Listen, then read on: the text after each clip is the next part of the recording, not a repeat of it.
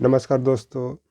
आज मैं किसान आंदोलन जो अभी फिर शुरू हो गया है और बहुत ही अग्रेसिव तरीके से चल रहा है, उसका प्रभाव ब्रिटिश सरकार से लेकर के आज तक भारत सरकार पर क्या पड़ा है, उसी के विषय में बता रहा हूँ।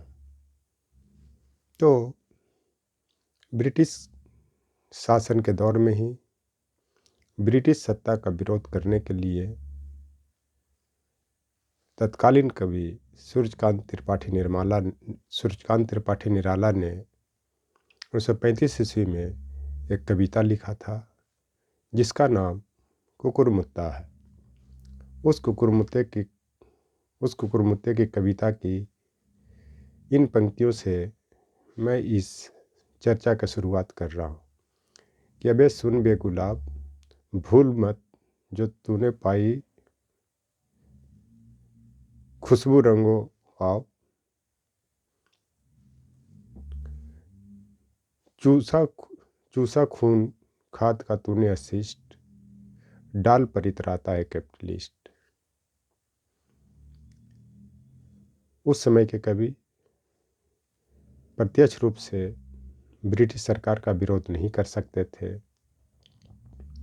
इसलिए उन्होंने कुकुरमुत्ता को प्रतीक बनाया और गुलाब को ब्रिटिश शासक बताया और उस समय के जो उद्योगपति थे उसको उन्होंने कैपिटलिस्ट कहा। लेकिन आज मैं कुकुरमुत्ता कौन है, गुलाब कौन है, कैपिटलिस्ट कौन है, उनका मैं पर्दाफाश कर रहा हूँ। यहाँ पे कुकुरमुत्ता किसान है। कुकुरमुत्ता संघर्ष का प्रतीक है। कहीं भी उग जाता है, जहाँ भी उसको आप लगा दें या लगाने की भी ज़रूरत नहीं। उसी तरह से भारतीय किसान कहीं भी संघर्ष करने के लिए तैयार है, चाहे वो खेत हो, खलिहान हो या फिर भारतीय सीमा पर भी कोई न कोई भारतीय किसान का पुत्र लड़ रहा है। गुलाब यहाँ पे मोदी जी और शाह जी हैं, जो उस समय के ब्रिटिश शासक के प्रतीक हैं। कैपिटलिस्ट गौतम अडानी जी हैं, जो किसानों का शोषण करने के लिए तैयार है। लेकिन इस कविता की पंक्तियाँ निराला के संघर्ष का भी पर्दाफाश करता है, क्योंकि उस समय निराला बहुत बड़े कवि थे, देशभक्त भी थे और वो किसी की चापलूसी हायर एजुकेशन में नहीं करते थे। इस कारण उनको न कहीं कोई नौकरी देता था और न ही उनकी किताब के प्रतियां या आर्टिकल को कोई छापता नहीं था, जिसके कारण उनकी हालत दयनीय थी। उनकी हालत इतना दयनीय थी कि उनकी बेटी सरोज की मृत्यु 18 साल की उम्र में हो जाती है और वह भी दवा दारू के अभाव में। इसी कारण वे अपने जाति का भी कुछ ब्राह्मण को भी गाली दिखते हैं। इस तरह से कुकुरमुत्ता और सरोज स्मृति जो कविताएं हैं, उनके संघर्ष का प्रतीक है। और यह संघर्ष सिर्फ निराला का ही नहीं, उस समय के तत्कालीन मध्यवर्गीय परिवार और किसान का प्रतीक है।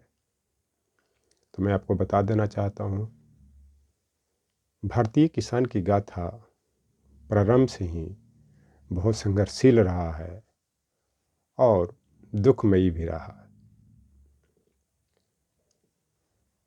भारत में किसान आंदोलन का जो ब्रिटिश काल में प्रारंभ होता है वो बिहार के चंपारण से होता है, जहाँ पे इंडस्ट्रियलिस्ट ब्रिटिश सहयोग के संरक्षण में ज़बरदस्ती किसानों को 2/3 ज़मीन पर नील उत्पादन के लिए कहता है, जो 3 कठिया प्रथा के नाम से भी जाना जाता है। लेकिन राजकुमार शुक्ल महात्मा गांधी के नेतृत्व में वहाँ पे किसान आंदोलन प्रारंभ होता है और इस प्रथा को किसान के संघर्ष के कारण वापस लेना पड़ता है। जैसे आज मोदी सरकार ने किसान के संघर्ष के परिणाम स्वरूप ही जो अवैध तरीके से कृषि बिल बनाया था उसको वापस लेना पड़ा। इसी तरह ब्रिटिश काल में जो खेड़ा का संघर्ष हुआ या बारदोली सत्याग्रह हुआ, जिसमें सरदार वल्लभ भाई पटेल भी थे, जो लौह पुरुष के नाम से जाने जाते हैं। इसी आंदोलन के बाद वहाँ के महिलाओं ने उनको लौह पुरुष की संज्ञा दी थी। उसी तरह से आज किसान आंदोलन फिर पुनः हरियाणा और पंजाब के बॉर्डर पर, जो शंभू बॉर्डर और खोरी बॉर्डर के नाम से जाना जाता है, जहाँ पे जगजीत सिंह डलेवाल नेतृत्व कर रहे हैं और आमरण अनशन पर भी हैं। जो उनका डिमांड मिनिमम सपोर्ट प्राइस की है। तो मैं फिर एक बार कह रहा हूँ कि इनकी मांग को सरकार मानेगी, क्योंकि एक कहावत भी है कि मन के हारे हार है, मन के जीते जीत है।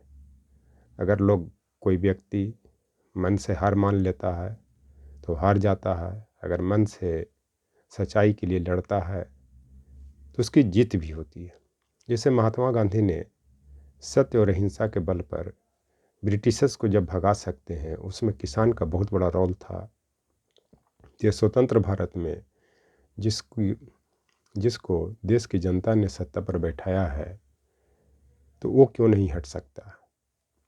ये इस सरकार की तानाशाही का ही प्रतीक है कि जो 303 सीट जीतने के बाद 400 के नारा देते थे, वो 240 तक पहुंच गई, और वो भी पहुंच बहुत संघर्ष करते हुए मिला।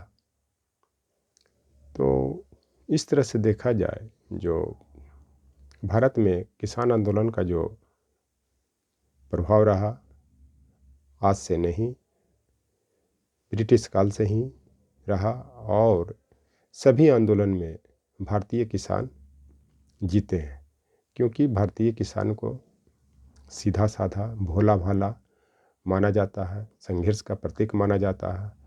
और नहीं तो अगर जो इस सरकार में शामिल लोग हैं, अगर उनको पता नहीं है, तो प्रेमचंद की गोदान उपन्यास को पढ़े, जिसमें किस तरह से उस उपन्यास के नायक होरी कितना सीधा साधा है और किस तरह से उनका शोषण होता है, और उस शोषण के कारण ही अंततः उनकी मृत्यु हो जाती। लेकिन आज के किसान होरी नहीं है, वो संघर्ष करना जानते हैं। अगर सीधा भी हैं तो टेढ़ा भी हैं।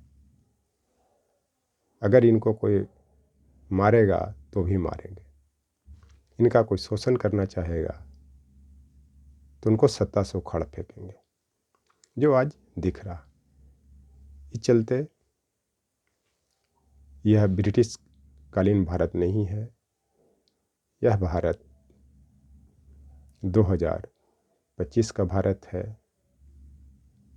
और उस समय भी अगर देश के किसान इकट्ठा हो जाते और उनका कोई स्ट्रॉन्ग लीडरशिप मिलता, तो शायद ब्रिटिश सरकार को भी 1947 से पहले, बहुत पहले भारत छोड़कर जाना पड़ता।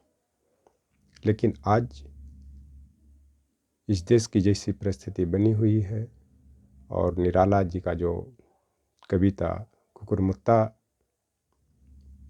जो है वो भारतीय किसान के संघर्ष का प्रतीक है और कैपिटलिस्ट के और गुलाब के विरोध का प्रतीक है।